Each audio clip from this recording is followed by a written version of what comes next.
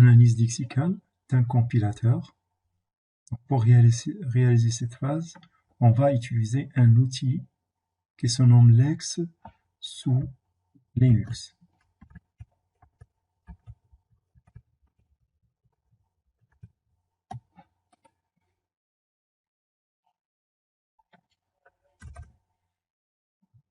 Donc là, je suis dans Linux Mandriva.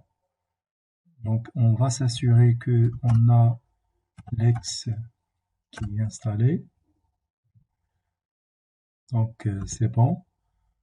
On doit aussi s'assurer que notre GCC compilateur de C et C++ du projet de type GNU est installé aussi.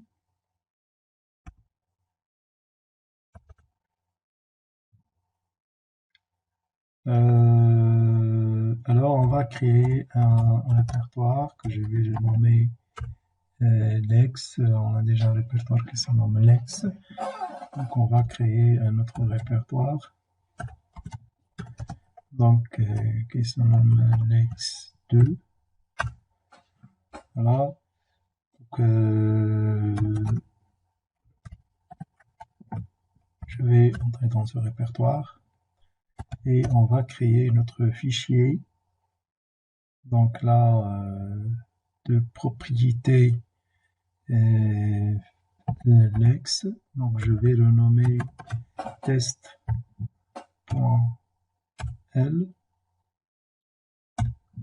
Donc la structure d'un programme en Lex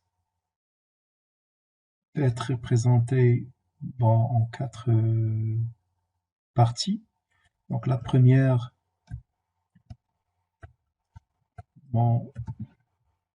ici c'est pour mettre les déclarations. Par exemple, je peux déclarer un entier A que je peux l'initialiser par exemple à 0. La deuxième partie, c'est la partie qui contient la définition des expressions régulières. Donc à chaque expression, je peux lui associer un nom. Par exemple, je vais utiliser la première expression régulière qui se nomme binaire. Donc n'est autre que 0 ou bien 1. Donc là, plus. Donc c'est-à-dire un nombre binaire, c'est une composition de 0 et de 1. Donc ça ne peut pas être un vide. Donc c'est pour cela j'insiste sur le plus. Par exemple, je peux mettre une autre expression régulière, par exemple qui contient des caractères A et B, que je vais la nommer exp1 par exemple. Donc c'est A ou bien B plus. D'accord? Alors je peux mettre une expression 2 donc qui contient les alors ici par exemple je peux constituer une chaîne avec des caractères majuscules A ou bien B plus. Ensuite il vient la troisième partie du programme dans la structure générale d'un programme en Lex. Donc c'est la partie, ce qu'on appelle les règles de production. C'est-à-dire à chaque expression régulière, je vais lui associer des actions. Donc là, comment je vais appeler les expressions régulières que j'avais définies ici? Donc je vais l'appeler avec leur nom, mais on devra le délimiter par les accolades. Donc là, si je vais mettre binaire, par exemple, voilà. Donc là, chaque expression régulière doit commencer de la colonne 0, comme j'avais dit. Alors ici, une fois j'ai mis le nom de l'alias de l'expression régulière, donc les actions associées, il faut que je mets un séparateur, soit espace, soit je mets tabulation. Donc une fois il trouve binaire, donc là il va m'afficher, par exemple, ce binaire-là, il va me l'afficher, d'accord? Donc là, on va utiliser une variable qui se nomme ytext. Donc, on va afficher, on va dire celui-là. Donc, on va dire c'est un nombre binaire. D'accord. Et dans ce cas, la variable, c'est YYText. Donc là, YYText, c'est un tableau de caractères dans lequel on stocke la chaîne acceptée par une expression régulière. Donc maintenant, s'il trouve x1, donc là, on va faire la même chose. Donc printf. Donc là, on va afficher la chaîne. Donc, on va dire que c'est un mélange de A et de B. On va retourner à la ligne. Et dans ce cas, la variable YYText. Donc, c'est pour chaque expression régulière, on a le tableau de caractères. YYText est un tableau de caractères dans lequel on stocke la chaîne acceptée par l'expression régulière. Donc, c'est x2.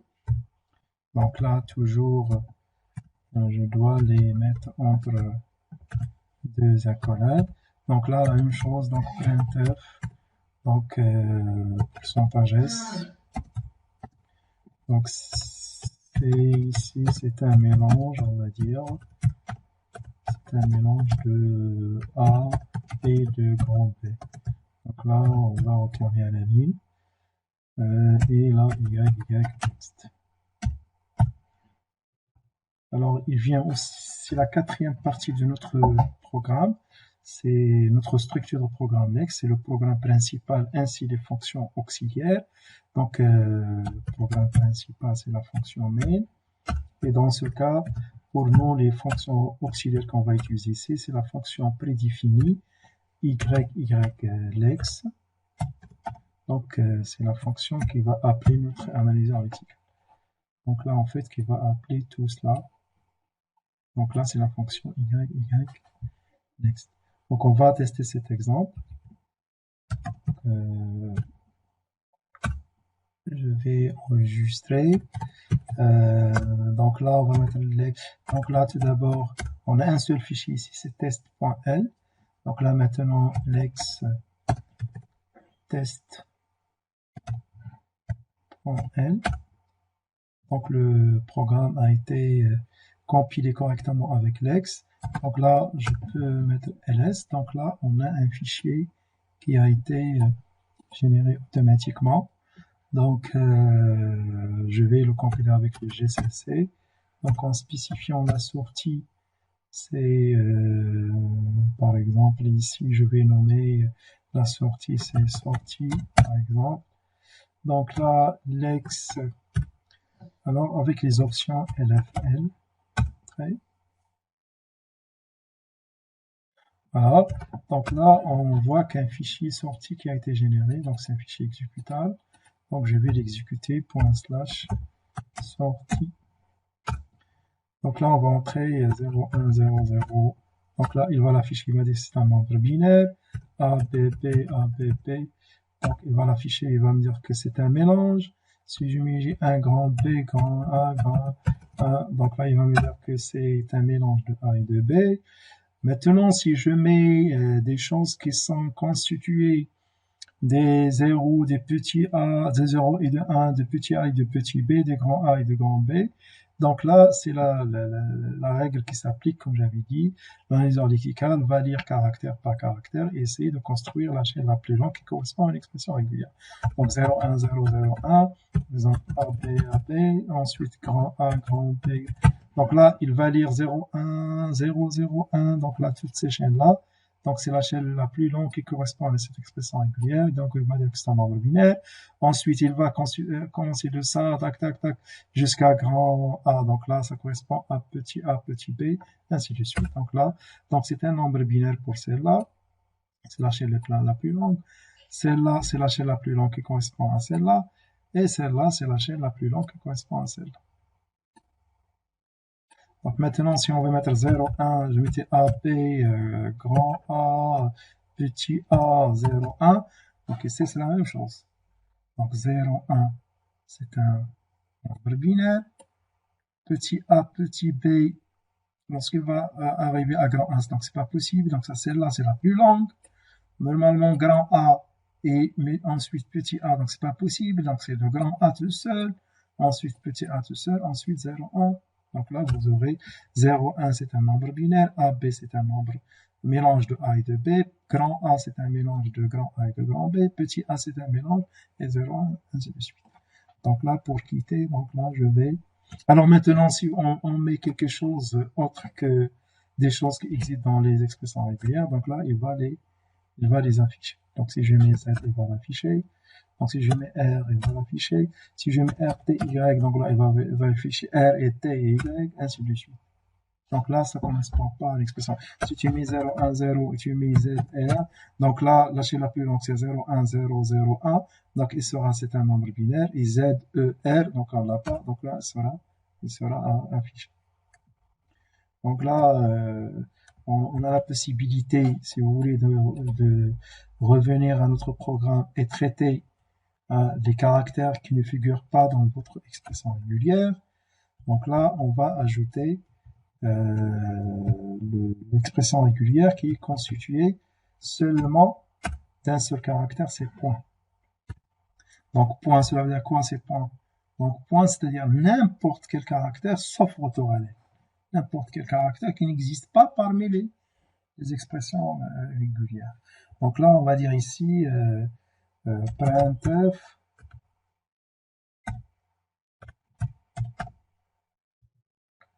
Donc là, on va l'afficher, c'est pourcentage un seul caractère, on va l'afficher. Donc là, on va dire, c'est ignoré.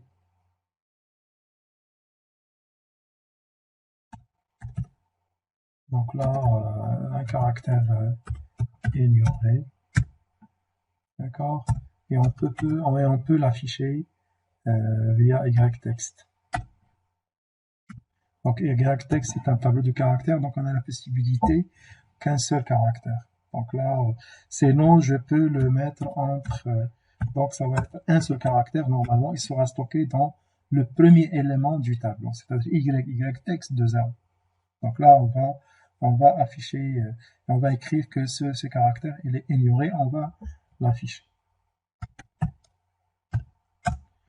Donc là, toujours, si vous mettez des modifications, il faut toujours revenir et compiler à nouveau. Donc là, donc je garde toujours le fichier, c'est de sortie qui se nomme sortie. Alors, toujours les options NFN. Donc voilà, maintenant je teste. Donc si on met 0, 1, 0, 0, c'est toujours petit a, petit b, a, petit b, donc c'est toujours la même chose. Grand A, grand B, c'est la même chose. Maintenant, si on met un autre caractère, il va l'afficher, il va nous dire que c'est ignoré. D'accord? Donc même si ce caractère se trouve dans une chaîne entrée, donc dans ce cas c'est la même chose. Donc ça va être 0, 1, 0, 1, 0, donc c'est ici c'est un nombre binaire, Z ignoré, E ignoré, R ignoré, A, B, B, donc c'est un mélange de grand A et de grand B, F ignoré, et A, B, B c'est un mélange de petit a. Donc là on aura donc là notre analyseur, donc là il va analyse. Donc là, il lit caractère par caractère et essaie de construire la chaîne la plus longue. Ça, c'est la chaîne la plus longue qui correspond à l'expression régulière. Voilà. Z, E, R, donc c'est ignoré, c'est ignoré, c'est ignoré. Donc là, il trouve Z que c'est ignoré, E c'est ignoré, A c'est R c'est ignoré. Ensuite, il continue avec grand A, grand B, donc c'est la chaîne la plus longue, donc c'est un mélange de B, F ignoré. Donc là, ensuite, on a. Donc là, je peux. Donc, par exemple, ici, je peux revenir à mon programme. Et ici, je peux associer, par exemple, tout un programme à cette expression régulière. Donc là, point, c'est un caractère. Donc, c'est une expression régulière qui correspond à n'importe quel caractère, sauf proto-anonyme. Donc là, c'est-à-dire ici, je peux compter le nombre des caractères qui sont ignorés. Donc là, ça peut être une autre instruction ici. là, je vais utiliser la variable a++, donc la variable que j'ai déclarée ici. Et donc là, je peux fermer la collade. Donc là, c'est lorsqu'il s'agit de plusieurs instructions, c'est-à-dire dans la règle de production, vous avez la règle et vous avez l'expression et vous avez plusieurs instructions. Donc là, il faut les délimiter par les accolades. Donc là, il faut que la première instruction soit dans la même ligne que l'expression régulière. Donc ici, une fois on finit, donc là, on aimerait bien afficher combien de caractères qui ont été ignorés. Donc là, printf, pourcentage d, donc comme caractère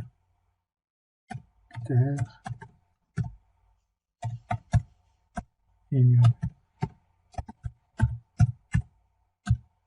Donc là, une fois on finit, donc là, on voulait savoir combien de caractères qui ont été ignorés.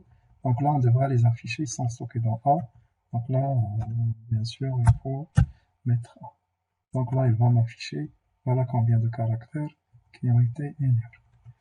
Donc là,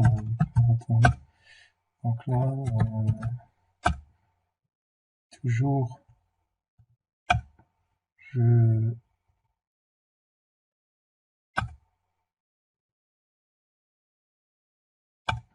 donc ça correspond à mon expression régulière. ABB, ça correspond à mon expression régulière. Expression régulière. Celui-là, il est ignoré. Donc on a un. Donc là, ensuite, on a ABB, T est ignoré. On a deux caractères maintenant. Si tu mets 0, 1, 0, 1, donc grand AB, CD, AB, grand A, grand B. Donc là, vous avez S et D qui seront ignorés. Voilà. Alors, on a combien de caractères qui sont ignorés? On a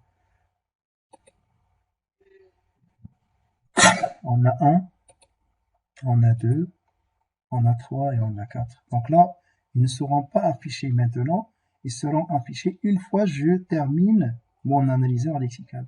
Donc là, mon analyseur lexical est toujours ouvert. Donc là, il attend toujours un flux d'entrée. Donc là, j'ai pas la possibilité d'afficher la valeur de ce A. Mais maintenant, si je mets encore celle-là, donc là, on a 2 encore qui sont ignorés. Maintenant, si je mets CTRL D pour sortir, donc là, il me dit, mon analyseur lexical a terminé.